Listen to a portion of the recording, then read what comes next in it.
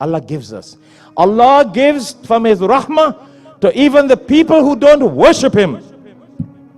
Allah gives from His rahmah to even the people who say there is no God, but yet He gives to them.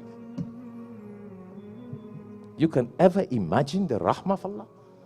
And Allah is telling us that this is the month of Allah.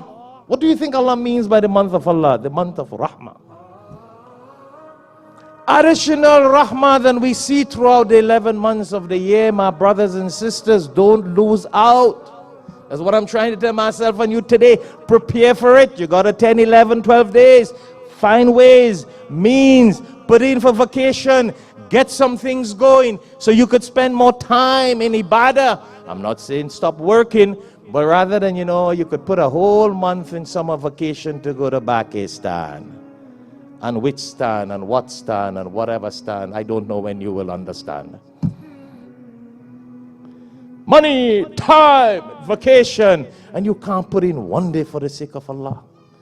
That on the night of power or on the last 10 nights I will keep awake all night and I will take the day off vacation so I could probably rest and do my ibadah than not to do ibadah on the nights and the last 10 nights because you got to go to work. But then you got the audacity to take a month and whatever in vacation to go herever and wherever, but cannot do it for the rahmah of Allah. What an ungrateful people we are. Innal insana li rabbihi lakanud, Allah says. Certainly human beings are very ungrateful. Nafarmani, makaram, as we say in Urdu. We are ungrateful to Allah's rahmah. We cannot even think. Everything you see in this world and this dunya cannot all put together cannot make up 1% of Allah's rahmah. That's why I just said if all the wealthy in the world were to put their money together and give it in charity, it will not make 1% of Allah's rahmah.